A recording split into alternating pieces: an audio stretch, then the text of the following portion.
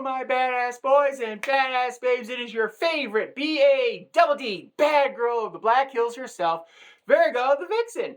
And as always, hit those likes and subscribe buttons wherever you're at. Today, we're going to be starting our three-part series about the horror movie film industry.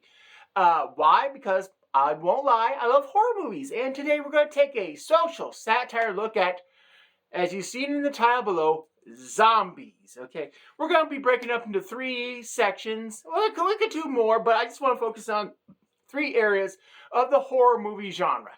And today, we're going to be focusing a social satire look at zombie movies. Okay, for the record, what is a zombie? Or at least let me give you my definition of a zombie for clarification. It is anything that causes the body to be reanimated after a person has been dead, okay? So let's just give that definition right out of the way, because throughout the, how can we say, the horror movie genre, zombies have been, a good staple, okay? Everything from the Living Dead, Night of the Living Dead to be more precisely, to the Walking Dead of today, and 28 days later, 28 weeks later, and 28 years later, and of course we can't forget the franchise that really, how can we say, cashed in on the zombie franchise, and that would be Resident Evil movies. But my point is, you understand what I'm talking about. Okay, zombies have come in a range of everything from slow and kind of, we can't say docile, but very slow and very weak, to very quick and ravenous. Hollywood has scanned, how can we say, a good range of emotion, but you rarely see, there's been a few ones where they're actually retain their intelligence. But today we're going to be focusing on, we'll start with the stupid ones first, okay? Because I'm really going to have some fun with this. Now, I love this. You have the dumb ones from the Night of the Living Dead, who are always walking around, arms out, wanting to grab people and eat their brains. For the record, our U.S. politicians would definitely be safe in this manner, so they wouldn't have to worry about a zombie attack if that's the specific type of zombie roaming around. But these guys, I love how people are so afraid of these zombies. They are slow walking, they can't move fast, they're pretty much simple-minded, and people are freaking out. Oh my God, zombies are coming, what do we do? Just walk around them? Just saying here, just walk by, they're coming at you one way, run the other way. I'm just going to throw out some very simple safety tips here. I think Hollywood kind of overlooks during these things because there is zero realism in the first zombie movies, okay? When you have something that's slow, brains, and, and your philosophy, and I love this, we're just going to hunker down inside a building until they leave. What? Seriously, come on. Let's be realistic. Your guys' philosophy, instead of being more mobile, is we're just going to wait it out? I mean, come on. At this point, even the zombies are like, we're dumb, but you guys make us look like geniuses. Let's just be realistic here. Okay, they're slow, they're not intelligent, and you guys decide to hunker down. At this point, you deserve to be zombie food. All right, moving on. Now we kind of got the compromise. They're quicker, but they're still kind of ravenous. They still are kind of focused in on. And this is the part where if you get bit or scratched, this is where, you become infected. And when you become infected, basically it kills the body. And then when you die, all of a sudden you gain, you're reanimated to this ravenous creature. So we're getting to this nice little middle area. You move faster, you move about at human speed, okay? You do have some basic instincts, okay? Okay, you can maybe analyze and think, okay, this is not, okay, I see the humans over here, I see the slow ones over here, I'm going to go to the slow ones first. All right, these zombies, and I just love the people. Okay, these people get it. Okay, these people understand that this, how can I say this? This is a threat, and I'm going to refer to the movie of Zombieland, a great movie. If you haven't seen it, parts 1 and 2, definitely well worth it. I'm just saying.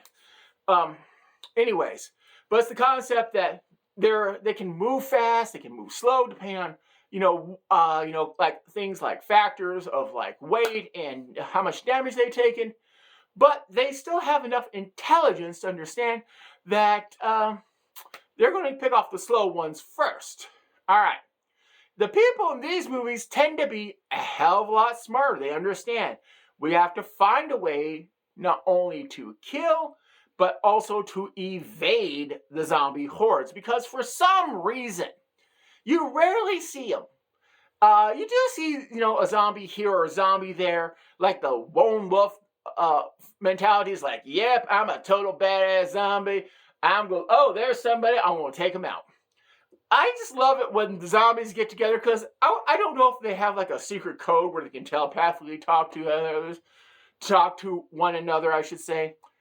But I think it's pretty cool when you get like a mob of zombies because it's like they just met up and just said, you know what, I'm tired of hunting alone. Are you tired of hunting alone? Yeah.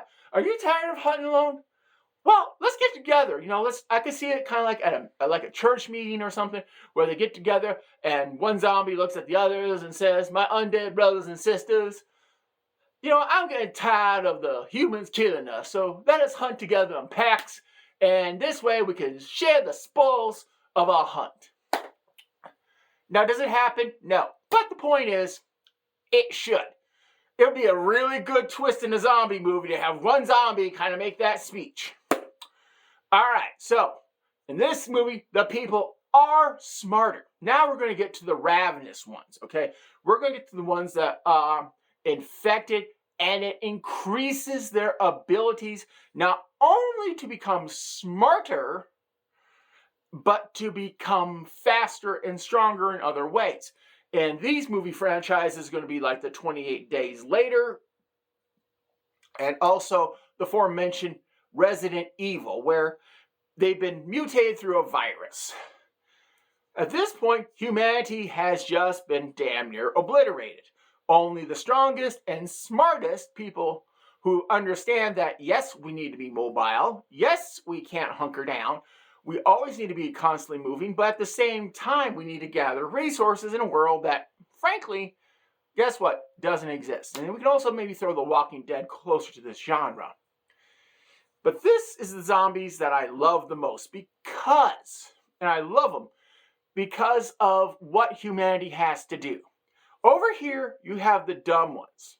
And you can see how humanity grows as the zombies get stronger. Second one, they're thinking, okay, we can be in this place, but we got to be careful. Third one is like, screw this shit. We got to move quick, we got to move fast, and we got to get out of here.